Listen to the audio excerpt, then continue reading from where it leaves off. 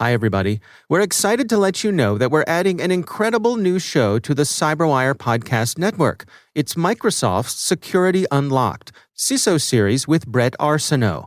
Listen in as Microsoft's Chief Security Officer, Bret Arsenault, talks one-on-one with industry's leading CISOs as well as technology leaders at Microsoft. In each episode, Bret and his guests will dive into the biggest challenges in cybersecurity, sharing new ideas and perspectives, and provide practical guidance based on the actual strategies implemented by Microsoft and Microsoft's biggest customers. You're not going to want to miss this one.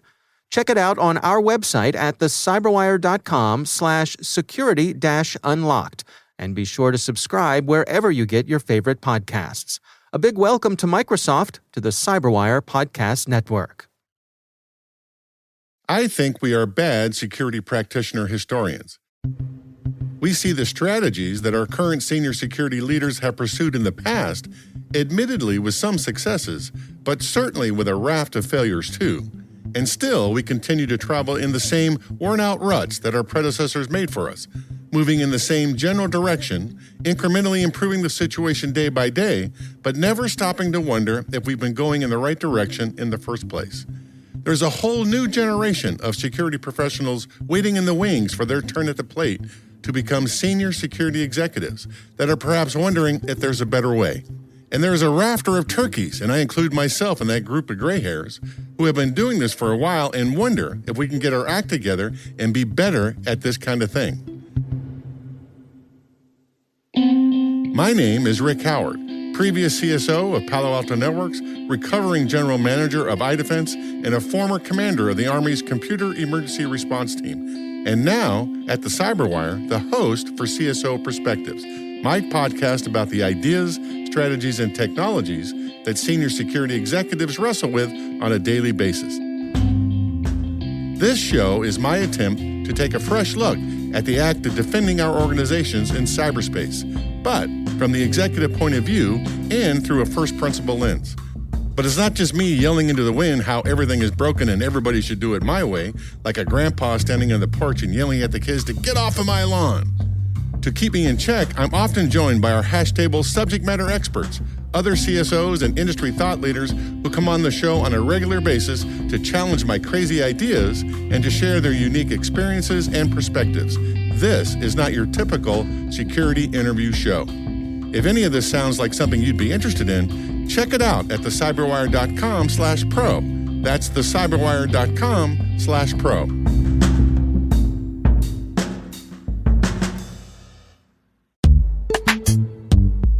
And now, a message from our sponsor, CyberReason.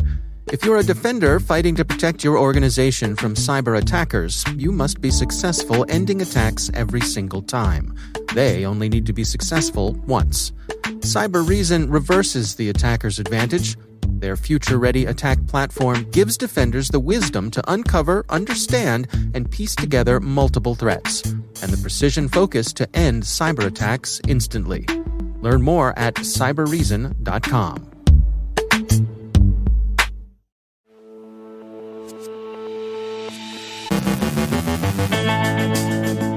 FireEye provides an overview of the DarkSide ransomware-as-a-service operation. Forcepoint suggests a connection between DarkSide and other ransomware gangs. Colonial Pipeline continues its recovery efforts from the cyber attack it sustained. As ransomware grows more common, CISA offers advice on how to prepare defenses. A new Android banking Trojan is in circulation. Cecelia Marinier from RSA on the RSAC Innovation Sandbox. Bret Arsenault from Microsoft previews his new Microsoft CISO podcast. And yesterday, of course, was Patch Tuesday.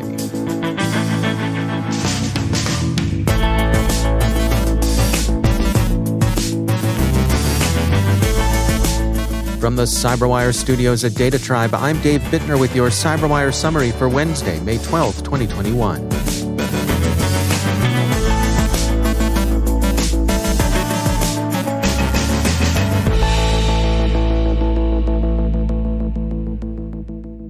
As Colonial Pipeline continues its recovery from the DarkSide ransomware incident it sustained last week, various researchers turn their attention to the group behind the attack. Security firm FireEye, said to have been brought in by Colonial Pipeline to assist with investigation and recovery, yesterday published a report on DarkSide that emphasizes the group's ransomware-as-a-service model. It's a selective operation. Criminal applicants for affiliate status are, for example, interviewed before being given access to DarkSide's control panel. But it's also not a monolithic one. FireEye's Mandiant unit currently tracks 5 clusters of DarkSide threat activity. The affiliate model DarkSide uses shares criminal profits. Quote, affiliates retain a percentage of the ransom fee from each victim. Based on forum advertisements, this percentage starts at 25% for ransom fees less than $500,000 and decreases to 10% for ransom fees greater than $5 million. End quote. FireEye's report says that Mandiant has identified at least 5 Russian-speaking actors who may currently or have previously been DarkSide affiliates. Relevant advertisements associated with a portion of these threat actors have been aimed at finding either initial access providers or actors capable of deploying ransomware on accesses already obtained. Some actors claiming to use DarkSide have also allegedly partnered with other ransomware-as-a-service affiliate programs, including Babuk and Sodinokibi, also known as REvil. Researchers at security firm Flashpoint are interested in the connections they discern between DarkSide and REvil. Quote, Flashpoint assesses with moderate confidence that the threat actors behind DarkSide ransomware are of Russian origin and are likely former affiliates of the REvil ransomware-as-a-service group. Several facts support this attribution. Spelling mistakes in the ransom note and grammatical constructs of the sentences suggest that the writers are not native English speakers. The malware checks the default language of the system to avoid infecting systems based in the countries of the former Soviet Union. The design of the ransom note, wallpaper, file encryption extension and details, and inner workings bear similarities to REvil ransomware, which is of Russian origin and has an extensive affiliate program. This shows the evolution path of this ransomware and ties it to other Russian origin ransomware families. And the affiliate program is offered on Russian language forums XSS and Exploit. As an aside, many outlets have reported with an appearance of credulity that DarkSide has forsworn attacks that amount to an infliction of social ills, and that the attack on Colonial Pipeline may be one the operators now regret. DarkSide communiques have indeed offered various high-minded expressions of care in their selections of targets, while their avowals have more than a whiff of late-night dormitory discussions of why it's wrong to steal from people but okay to steal from institutions, man. It would, we think, be naive to take even such feeble moralizing too seriously. As Flashpoint observes, quote, it's worth noting that DarkSide actors have pledged in the past not to attack organizations in the medical, education, nonprofit, or government sectors. At one point, they also advertised that they donate a portion of their profits to charities. However, neither claim has been verified and should be met with a heightened degree of scrutiny. These DarkSide operators would be far from the first cybercriminals to make such claims and not follow through. End quote. Colonial Pipeline's website came back online late yesterday, newly armored with a reCAPTCHA landing page. The company published an update in which it reported progress toward resumption of refined petroleum deliveries, with some 967,000 barrels delivered to Atlanta, Belton and Spartanburg in South Carolina, Charlotte and Greensboro in North Carolina, Baltimore, and Woodbury and Linden, which are close to the port of New York and New Jersey. Some lines have been operated under manual control since Monday, at least, and have been moving existing inventory. As the company prepares to restart deliveries, they've taken delivery of an additional 2 million barrels, which they'll ship once service is restored.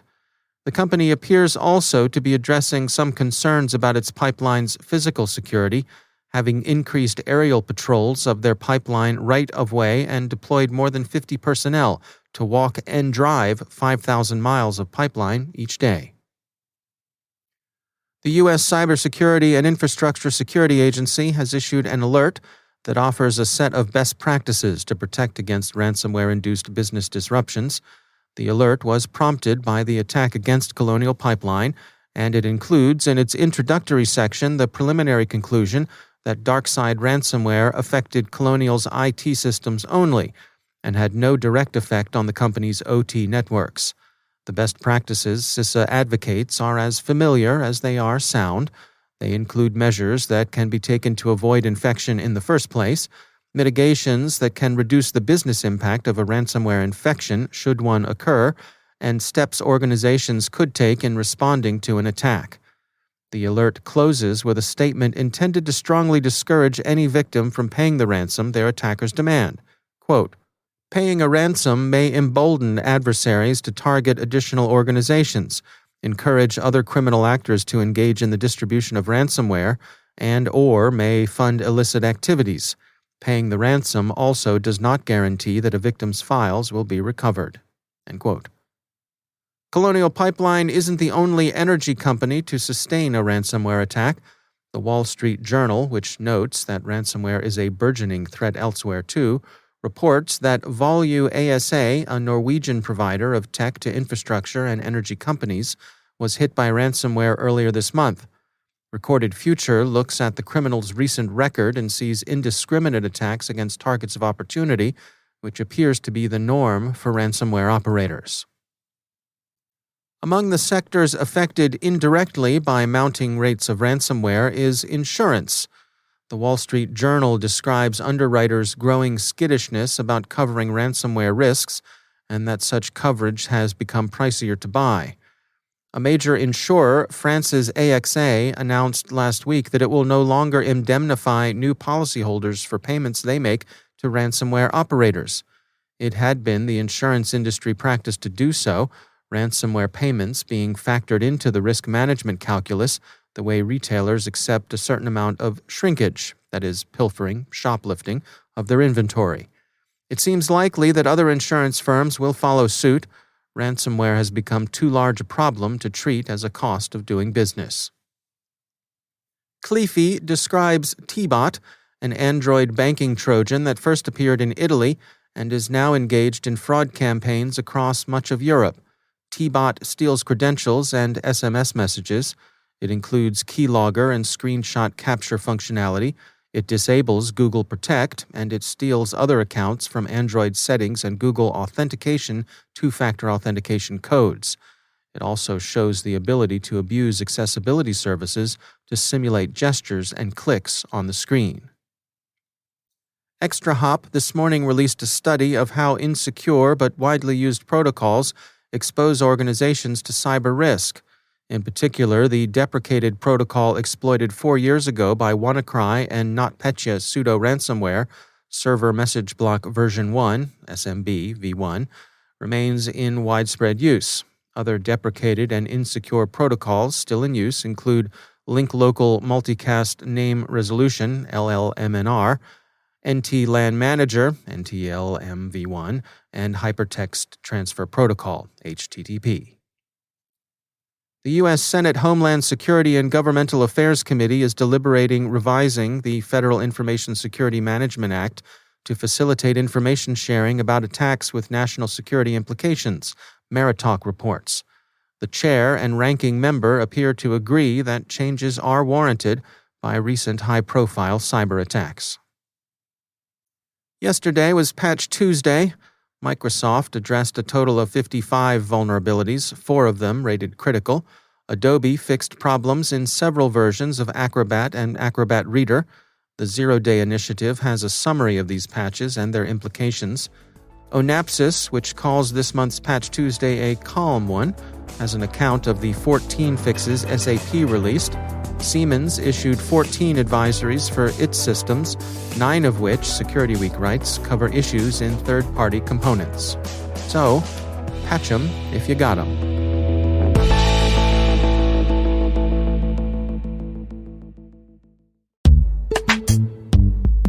And now, a word from our sponsor, Barracuda. A year ago, your business may have been part of that massive shift to remote working employees. Ever since, cybercriminals have been working overtime. Now, they're leveraging activity around the COVID vaccine to disguise phishing attacks, hoping to steal money or personal information. That can cost you customers hundreds of thousands of dollars and your reputation in the marketplace. Your email gateway is good for stopping viruses, but you're defenseless against targeted attacks like phishing, account takeover, and hijacking. The Barracuda Email Threat Scanner is a free tool you can use right now to help protect your employees, your business, and your customers. The Barracuda Email Threat Scanner analyzes your Office 365 accounts and identifies malicious emails that slipped past your gateway. Find the cybersecurity threats that are hiding in your Office 365 email right now. Use the Barracuda Email Threat Scanner for free at barracuda.com/cyberwire. That's barracuda.com/cyberwire. And we thank Barracuda for sponsoring our show.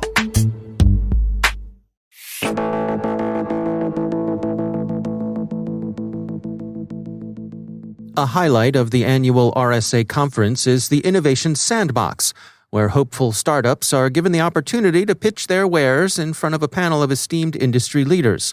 It's one of many innovation-focused endeavors from RSAC, and joining me with an overview is Cecelia Marinier, Cybersecurity Advisor for Strategy, Innovation, and Scholars at RSA Conference.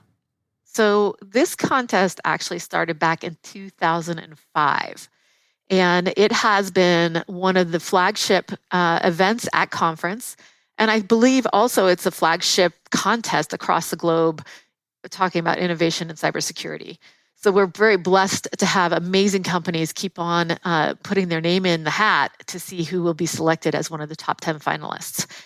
For this year, we have an incredible lineup of companies. I've been doing this for the past 6 years. And this particular year is so strong. There were so many solid, amazing companies that could have made it to the stage. I actually wish I could have done 2 or 3 of these contests because there was that many that were that good. So the quality and the interest and where they're taking the innovation this year is really something to watch. Can you give us a preview of what we might expect to see this year? Absolutely. So one of the things that back at the beginning when we opened up the submission process, and for any entrepreneurs, we do this about 3 months before the conference starts. So please mark in your calendar October for next year. But when we started this, I had interviewed Nilu Howe, who's one of the judges. And I asked her, Nilu, what do you think is going to be innovative in this year? And she's like, oh my goodness, the reality is everywhere. And she named off at least 15 different areas where she was seeing innovation happening in cybersecurity. And it has a lot to do with the times. It has a lot to do with, the change from working from home. But we've seen innovation everywhere. And what I was really impressed by is the diversity of not only the companies where they came from, but also just the actual innovative spotlights that they're coming at. What are the solutions actually focused on? And it is security, risk, and compliance and zero trust networks, democratizing fraud alerts, cloud infrastructure security, data security protection, encrypted learning, SEC DevOps, infrastructure platform. And I can keep on going on and on. It was just an incredible year of innovation in almost all facets of cybersecurity. One of my favorite things when we're able to attend RSA conference in person is to wander around the edges of the show floor, to find those startups, those little companies who have, some of them not much more than a hope and a dream, but that they really believe that they've got something that could really change things. In the virtual world, it's harder to have that sort of serendipity of discovery, but I know you all are working on making those discoveries still possible this year.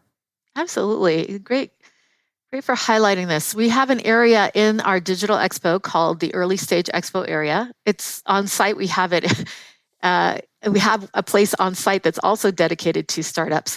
But when you come into the RSA conference this year, please go into the expo area, check out those exhibitors that are in the early stage startup area. They're all also very interesting and have great solutions.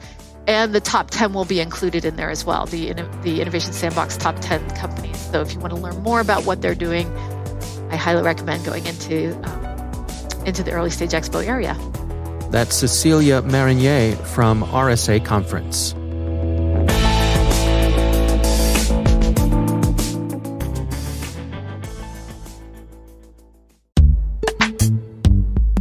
And now, a word from our sponsor, ExtraHop, stopping breaches with cloud-native network detection and response.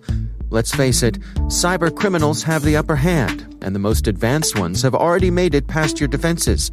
When advanced threats like SolarWinds Sunburst compromises your business, you need a strategy. Tune in to ExtraHop's session, Building a CISO Response Strategy to Advanced Threats, at the RSA Conference on May 19th, and learn real, applicable strategies to build resilience against advanced threats. Find session details and learn more about ExtraHop's presence at the 2021 RSA Conference at extrahop.com/RSAC21. That's extrahop.com/RSAC21. And we thank ExtraHop for sponsoring our show.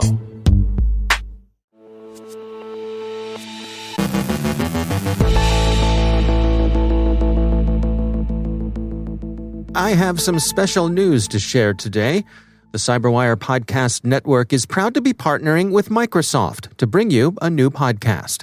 It's called Microsoft Security Unlocked, CISO Series, and it's hosted by Microsoft's Chief Information Security Officer, Bret Arsenault. Bret joins me with a preview of the new podcast. What prompted the idea of starting the podcast was, over the past year, particularly with the pandemic and people working in different scenarios, I would get asked often about, how do you think about security in this environment? What do you do? What are best practices? And I've had the opportunity to meet with customers and partners and people from all over the globe that have really amazing and unique perspectives, because it's affected people differently. Some people, like you think geographically, sectorally, if you're in manufacturing versus service industry. And so this is just a way to share, frankly, some of the great learnings I've been able to be fortunate enough to meet with people to have those kinds of conversations. One of the things that strikes me is that as CISO at Microsoft, you certainly have your eye on a breadth of issues all around the world. So you're going to be able to bring that perspective to the show. Yeah, I think we do have a unique position in that, one, we are one of the more attacked companies in the globe. And two, we have a unique position in just the way we protect ourselves and how we work in that environment. So yeah, I think there's a pretty interesting opportunity from both us and our customers and partners to share some of that. What are your goals in terms of some of the conversations you're looking to have? Well, the goals should be super simple. One, get some goals on key insights and topics relative to cybersecurity. But most importantly, leave with like 3 practical things you can go do to help your position or help you with your own security mission. So that idea that there are lots of smart people, converting that into the 3 actions you could go do that would actually help improve your security posture, that's fundamentally what success would look like at the end of each session. And who are you targeting here? Are we aiming for other cybersecurity professionals? Are we looking for folks throughout an organization who may gain from your wisdom? Yeah, I think there'll be security people who are interested, but honestly, I think it'll be people outside the security realm. I think security executives who aren't steeped in security but are trying to get a simplified view on what things they should go prioritize and maybe how they should go talk to their security people. I think an interesting perspective that you bring to the table is one of scale. I mean, we think about Microsoft as being the large global company that it is, but would you say that you're really fighting a lot of the same fights that people who are defending organizations of all sizes around the world are faced with? Yeah, I agree. Security is an interesting realm in that it impacts all facets of the business on all sectors, from consumer, like personally, to small business, to mid-market, to enterprise, and also every part of the business, whether it's business applications or whether it's cloud services or on-premise services. So it really does touch about every element or every part of every business. And the good part of it is that the things that we learn even at enterprise scale, the same things apply, like how you do zero trust or securing a hybrid workforce are relative and relevant for a small business, a medium-sized business, or large business, and some for the consumers. Although this isn't targeted to consumers, so I probably wouldn't include that. Yeah. As one of the most well-known brands, certainly when it comes to computing, but I would say just in general, Microsoft, is it fair to say that you all have a bit of a target on your back when it comes to folks trying to come at you in the cybersecurity realm? Well, I think it's fair to say, yeah. I mean, I think I have a great T-shirt with a big bullseye on the back that I got when I took this job. So, yeah, no, I absolutely. I think that adversaries come after all sorts of companies and sectors and industries and regions for various reasons. But yeah, certainly being a large player in the space, in the technology space, we see our fair share of attempts. Can you give us a preview of some of the topics that you're planning on addressing here on the show? Yeah, I think the topics that we want to cover is really driven by the types of questions we were hearing broadly from our customers. How to secure the cloud? What is Zero Trust really, and how do I implement it? Securing a hybrid workforce in the new world of work as we slowly come out of this pandemic. And really things like that, or cybersecurity skills gaps. Like most people are struggling with how to get the right talent and how to address that. I think they're topics that really address every company, every business, and every sector around the world. Bret, one of the things that I think you bring to the table as the CISO at Microsoft is you have an extensive Rolodex. When you make a phone call, people are likely to answer it. And I'm hoping that means you're going to get some really interesting guests who are going to join you on the show. Yeah, it's a great point. The guests are who make this show. These will be like who I consider some of the industry thought leaders in security, both from Microsoft, but probably more importantly from customers who are just doing amazing work. And the goal for them really is in every episode to share practical advice, not just theoretical work, that their listeners can actually go implement and help them drive their own security missions. All right. Well, Bret, we're looking forward to hearing the Microsoft CISO podcast here. Best of luck to it. And thanks for taking the time for us today.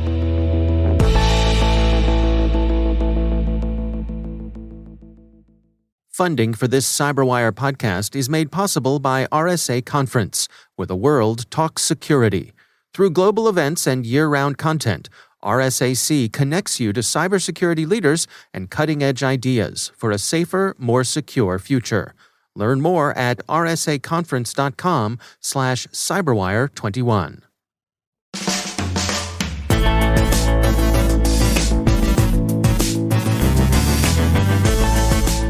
And that's the CyberWire. For links to all of today's stories, check out our daily briefing at thecyberwire.com.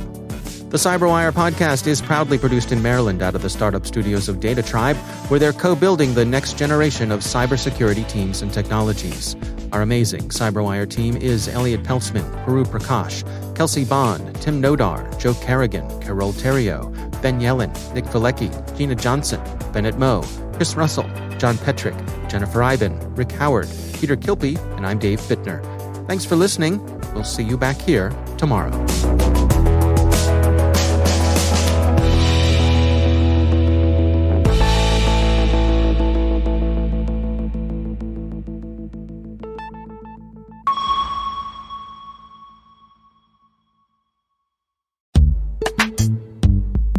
It's time to take a moment to tell you about our sponsor, Tanium. In today's connected world, we rely on endpoints for everything from telework to mobile banking, telemedicine, and online learning. The large-scale shift to remote work in the COVID-19 era makes managing and securing these endpoints more challenging than ever. Tanium, the provider of endpoint management and security built for the world's most demanding IT environments, gets organizations ready for a perimeter-less enterprise. The company recently published a report with PSB Insights on the new security threats facing organizations as a result of the pandemic. It's titled IT Leads the Way: How the Pandemic Empowered IT. It features intelligence from 500 senior-level IT decision-makers. Visit Tanium.com/EmpowerIT to download the full report. And we thank Tanium for sponsoring our show.